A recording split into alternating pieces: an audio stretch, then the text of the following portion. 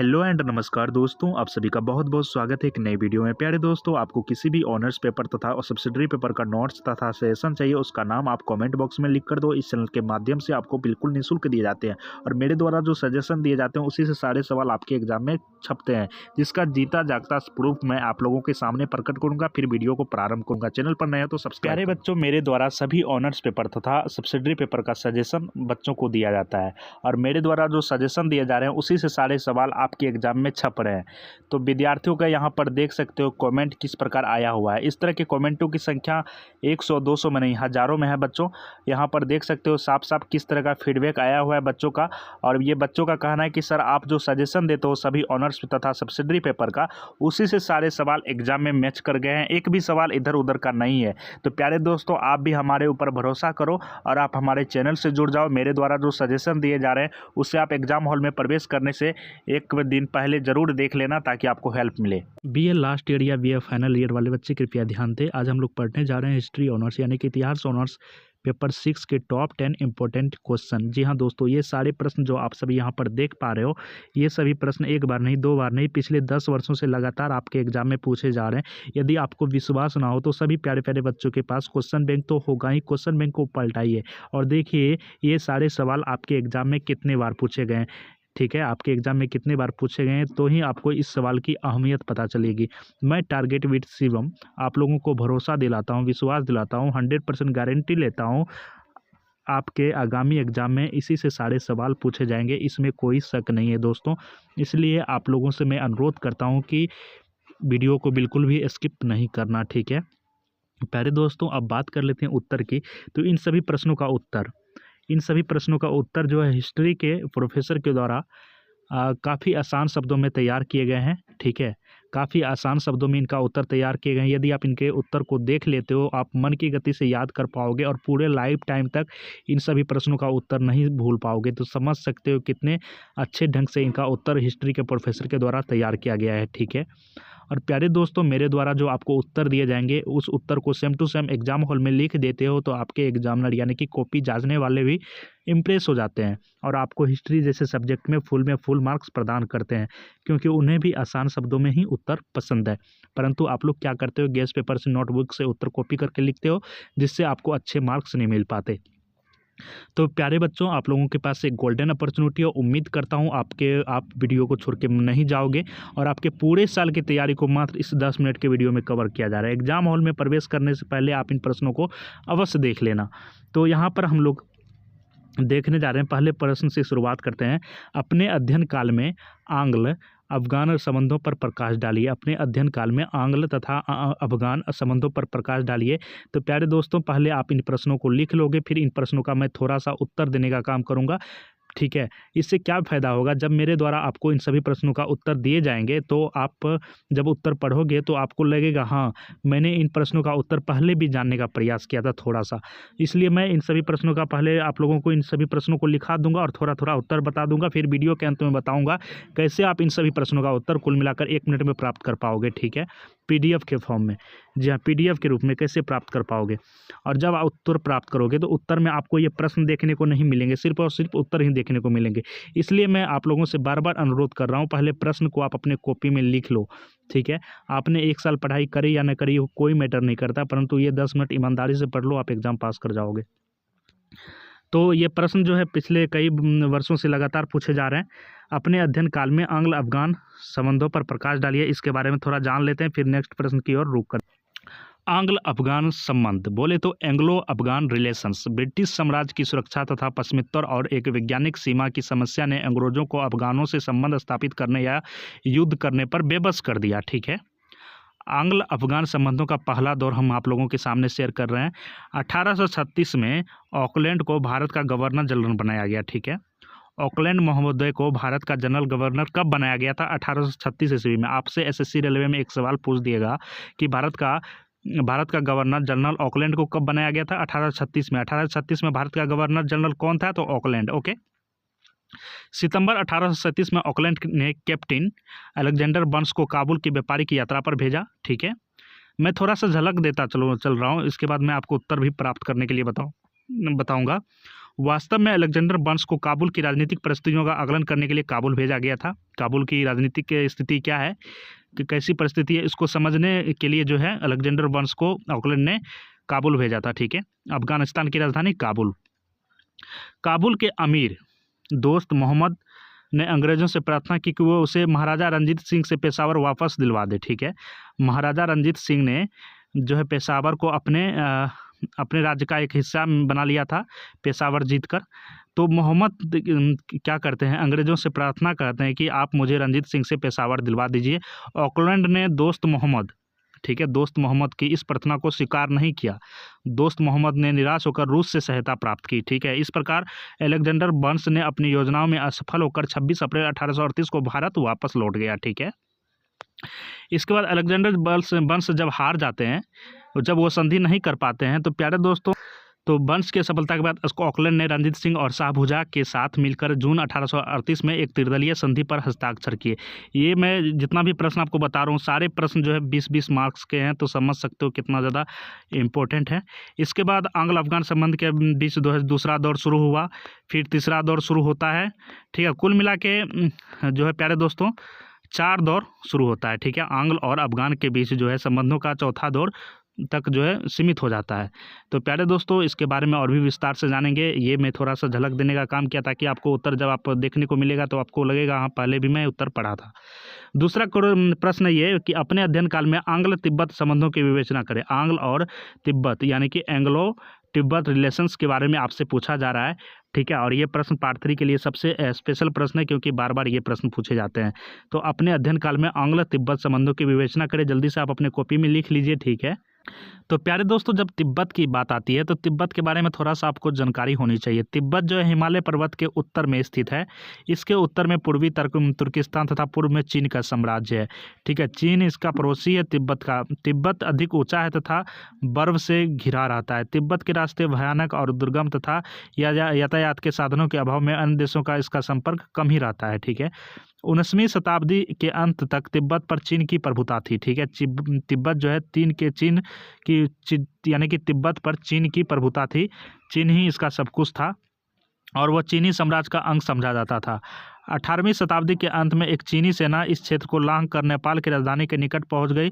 तिब्बत एक संपन्न देश था तथा यहाँ का व्यापार भी पर्याप्त था। ठीक है, तो प्यारे दोस्तों, यहाँ यह व्यापार और अधिक बढ़ सकता था किंतु बौद्ध भिक्षुओं की कट्टर प्रवृत्ति इसमें से बाधक थी।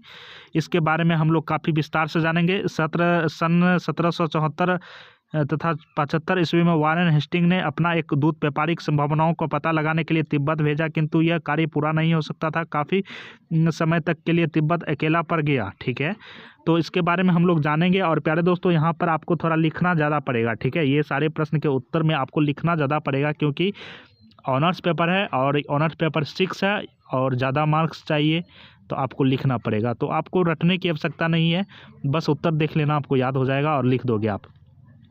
क्वेश्चन नंबर 3 देखिए, यहाँ पर साफ साफ देख सकते। क्वेश्चन नंबर 3 काफ़ी ज़्यादा इंपॉर्टेंट है, आपके एग्जाम में कई बार रिपीट होते आ रहे हैं। ठीक है, भारतीय रियासतों के प्रति ब्रिटिश नीति का परीक्षण करें। तो अब अंग्रेज की नीति यह थी कि कुशासन के लिए शासकों को दंडित किया जाए। कुशासन के लिए शासकों को दंडित किया जाए या आवश्यक पड़ने पर हटा भी दिया जाए, लेकिन राज्यों का विलय न किया जाए। सन 1876 ईस्वी में देशी रियासतें पर ब्रिटिश व्यवस्था को वैधानिक रूप दे दिया गया तथा लॉर्ड लिटन ने महारानी विक्टोरिया को भारत की सामग्री घोषित कर दिया गया। ठीक है, तो ये प्रश्न काफ़ी ज़्यादा इंपॉर्टेंट है, इसके बारे में काफ़ी विस्तार से जानेंगे। क्वेश्चन नंबर 4 देखिए, आप अपने कॉपी में लिखते चलिए। वायसराय के रूप में लॉर्ड कर्जन के कार्यों का आलोचनात्मक मूल्यांकन करें। वायसराय के रूप में लॉर्ड कर्जन के कार्यों का आलोचनात्मक आपको मूल्यांकन करना है। वायसराय के रूप में लॉर्ड कर्जन के कार्यों का आपको आलोचनात्मक मूल्यांकन करना है। ठीक है प्यारे बच्चों, जब आप एसएससी रेलवे के एग्जाम देने जाते हो उसमें एक प्रश्न काफ़ी ज़्यादा पूछा जाता है कि लॉर्ड कर्जन को भारत का वायसराय कब नियुक्त किया गया था। ठीक है, लॉर्ड कर्जन को भारत का वायसराय कब नियुक्त किया गया था? 1899 ईस्वी को, यानी कि 1900 ईस्वी से एक कम 1899 ईस्वी। ठीक है, इसके बाद सन 1905 तक इस पद पर रहा। कौन?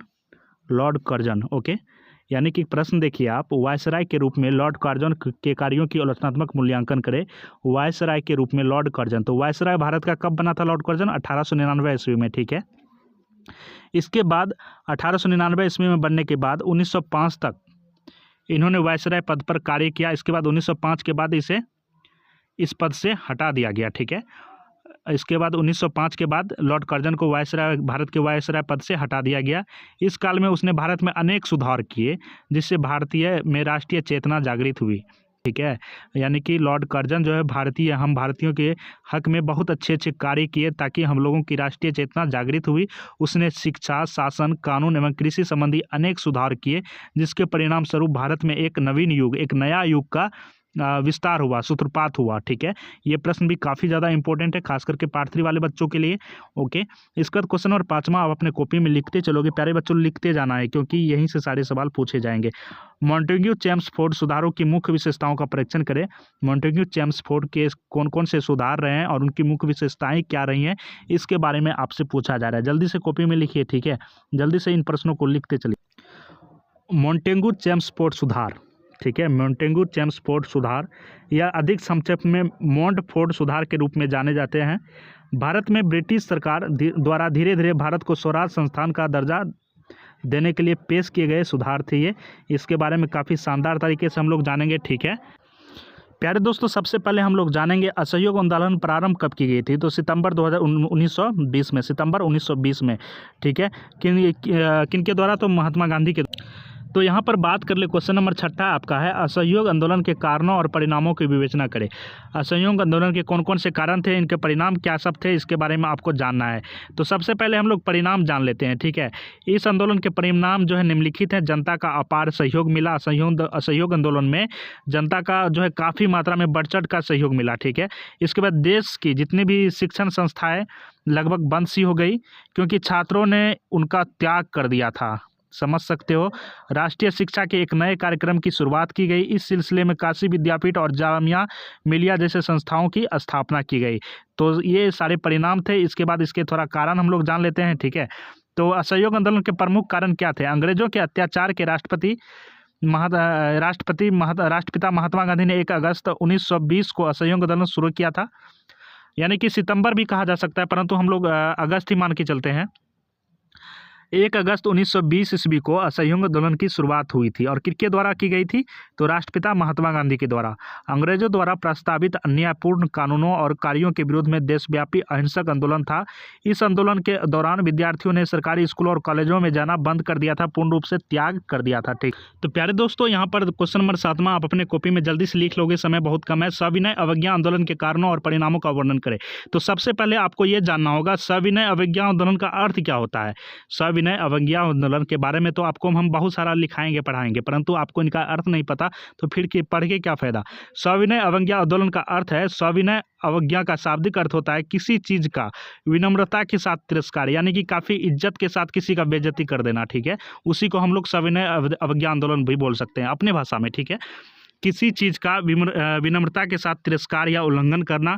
इसे सरल भाषा में ऐसे समझे कि अहिंसा के साथ हिंसा की कोई गुंजाइश नहीं, यानी कि अहिंसा के साथ हो, हिंसा की कोई गुंजाइश ना हो। ठीक है, तो इसके बारे में थोड़ा जानते हैं। समुद्र के पानी के वाष्पीकरण बाद बने नमक को उठाकर गांधी जी ने सरकारी कानून को तोड़ा। नमक के उत्पादन पर सरकार का एकाधिकार था, इसलिए किसी के लिए भी नमक बनाना और गैर कानूनी था। नमक कानून को तोड़ने के बाद सारे देश में सविनय अवज्ञा आंदोलन शुरू हो गया था। तो इसके बारे में काफ़ी विस्तार से अच्छे ढंग से हम लोग समझेंगे। क्वेश्चन नंबर 8 देखिए आप यहाँ पर, भारत सरकार अधिनियम 1935 के मुख्य प्रावधानों का परीक्षण करें। भारत सरकार अधिनियम 1935 के मुख्य प्रावधान कौन कौन से रहे हैं, इसके बारे में आपको बताना है। ये सारे बीपीएससी लेवल के क्वेश्चन है, समझ सकते हो, और पार्ट 2 में भी पूछे जा रहे हैं। तो आप लोगों के पास एक गोल्डन अपॉर्चुनिटी है बच्चों। तो ये सारे प्रश्न को आप अपने कॉपी में लिखोगे। भारत सरकार अधिनियम था एक 1935 और उनके कौन कौन से मुख्य प्रावधान थे, इसके बारे में आपको बताना है। ठीक है, तो भारत सरकार अधिनियम 1935 भारत के वर्तमान संविधान का प्रमुख स्रोत 1935 का अधिनियम है। हम लोगों का जो संविधान है उसका मुख्य स्रोत क्या है? 1935 का अधिनियम। भारत में सर्वप्रथम संघीय शासन प्रणाली की नींव रखी गई। संघ की 2 इकाइयाँ थी, ब्रिटिश भारतीय प्रांत तथा देशी रियासतें। ओके, संघीय व्यवस्था कभी भी अस्तित्व में नहीं आई। क्योंकि देसी रियासती ने इसमें शामिल होने से मना कर दिया, समझ सकते हो आप। तो प्यारे दोस्तों, इसके बारे में और भी विस्तार से समझेंगे। क्वेश्चन नंबर 9 है आपका, क्रिप्स मिशन के प्रस्तावों पर प्रकाश डालिए। क्रिप्स मिशन का क्या था प्रस्ताव, क्या था प्रपोजल, इसके बारे में आपको यहाँ से बताने के लिए पूछ रहा है। तो क्रिप्स मिशन के बारे में थोड़ा हम लोग जान लेते हैं, फिर नेक्स्ट क्वेश्चन की ओर चले। सर्वप्रथम प्यारे दोस्तों, आपको ये ज्ञात होना चाहिए, क्रिप्स मिशन 22 मार्च 1942 में ब्रिटिश सरकार द्वारा भारत भेजा गया एक मिशन था, जिसका उद्देश्य द्वितीय यानी कि सेकेंड वर्ल्ड वार के समय अपने लिए भारत का पूर्ण सहयोग प्राप्त करना था। सर स्टुअर्ट क्रिप्स इसके अध्यक्ष थे, जो वेस्टिंग चर्चिल के मंत्रिमंडल के साम्यवादी झुकाव के लिए एक वरिष्ठ राजनेता एवं मंत्री थे। तो प्यारे दोस्तों, इसके बारे में तो आप लोगों ने जानने का प्रयास किया, थोड़ा और जान लेते हैं। द्वितीय विश्व युद्ध यानी कि सेकेंड वर्ल्ड वार, ऐसी स्थिति में भारतीयों का समर्थन प्राप्त करने के लिए मार्च 1942 में, देखिए सेकेंड वर्ल्ड वार उस समय चल रहा था 1942 में। अंग्रेज काफ़ी शातिर यानी चतुर दिमाग के व्यक्ति थे, वो चाहते थे कि हम किसी तरह भारतीयों का समर्थन प्राप्त करें। उसके लिए मार्च 1942 में सर स्टुअर्ट क्रिप्स की अध्यक्षता में एक मिशन भारत भेजा गया था। यह मिशन भारतीय राज्य व्यवस्था में कुछ संवैधानिक सुधार करने के लिए प्रस्ताव लेकर भारत आया था। तो इसके बारे में और भी अच्छे ढंग से जानेंगे। क्वेश्चन नंबर 10वां देखिए, और आखिरी सवाल है ये, और ये सारे सवाल आपके एग्जाम में तो पूछे ही जाएंगे, इसमें कोई शक नहीं। भारत में मुस्लिम सांप्रदायिकता के विकास के कारणों की विवेचना करें। भारत में जो मुस्लिम संप्रदाय के विकास हैं वो किस प्रकार हो रहे हैं और किसके क्या क्या कैसे कारण है, इसके बारे में आपसे पूछा जा रहा है। ये तो उम्मीद है कि आपने अब सभी प्रश्नों को अपने कॉपी में लाल, हरे, गुलाबी, बसंती कलरों के कलमों से लिखा होगा, ठीक है। तो आप ये क्वेश्चन भी लिख लोगे। तो भारत में मुस्लिम संप्रदाय के विकास के बारे में काफ़ी अच्छे ढंग से हम लोग जानने का काम करेंगे। उत्तर आपको कैसे प्राप्त करना है इसके बारे में उत्तर आपको इन सभी प्रश्नों का कैसे तैयार करना है मैं आपको बता दूं। प्यारे दोस्तों, मैं आप लोगों से अनुरोध करता हूं, रिक्वेस्ट करता हूं, सभी के घर में 5-6 फ़ोन होंगे, मैं सभी से अनुरोध करता हूं कि आप चैनल को सब्सक्राइब कर लो, ताकि हमारा आपका परिवार जो है 1 लाख प्लस हो जाए और जल्द से जल्द आप लोगों के मतलब हम लोगों के बीच एक सिल्वर बटन आ जाए, फिर साथ में मिलकर सेलिब्रेट करेंगे, ठीक है। और साथ में मिलकर सेलिब्रेट करेंगे और 1 लाख सब्सक्राइबर पूरने की खुशी में मैं आप लोगों के लिए एक बहुत बड़ा सरप्राइज़ लेके आने वाला हूँ, जो कि सभी छात्रों को इनसे एक लाभ मिलेगा, ठीक है। इनसे लाभ मिलेगा और काफ़ी ज़्यादा लाभ मिलेगा, ठीक है। आपकी पढ़ाई 100% जो है अनुभवी प्रोफेसरों के द्वारा उनके निगरानी में होगी, तो आप लोगों को बिल्कुल ये सारी मुहैया जो है बिल्कुल निःशुल्क में करवाई जाएंगी। तो मैं सभी से अनुरोध करता हूँ, चैनल पर नए हो तो सब्सक्राइब कर लेना, और भी आपके पास कोई सेलफोन हो उससे भी सब्सक्राइब कर देना। अब बात करते हैं इन सभी प्रश्नों का उत्तर कैसे आप प्राप्त करोगे। तो प्यारे दोस्तों, सभी से मेरा अनुरोध है कि डिस्क्रिप्शन में टेलीग्राम का लिंक दिया गया है, ठीक है। डिस्क्रिप्शन में आपको टेलीग्राम का लिंक देखने को मिलेगा। टेलीग्राम सभी छात्र छात्राओं को ज्वाइन कर लेना है, ठीक है। टेलीग्राम सभी छात्र छात्राओं को ज्वाइन कर लेना है, क्योंकि टेलीग्राम में आज शाम तक जो है आपको इन सभी प्रश्नों का उत्तर का पीडीएफ देखने को मिलेगा, ठीक है। इन सभी प्रश्नों के उत्तर का पीडीएफ आपको शाम तक देखने को मिलेगा, और आप सभी को क्या करना है, इन सभी प्रश्नों का पीडीएफ डाउनलोड कर लेना है और एग्जाम हॉल जाने से पहले एक बार पीडीएफ देख लेना है। यानी इन सभी प्रश्नों का उत्तर एक बार देख लेना है आप सभी को, और आंख बंद करके चले जाना है एग्जाम हॉल, और इससे बाहर कुछ भी नहीं है, मैं गारंटी लेता हूँ, इससे बाहर आएगा भी नहीं कुछ। तो मैं आप सभी छात्रों से एक बार फिर से बता दूं कि आप लोग ज़्यादा से ज़्यादा सब्सक्राइब करो। मिलते हैं नेक्स्ट वीडियो में। Thanks for watching, bye bye, take care, जय हिंद दोस्तों।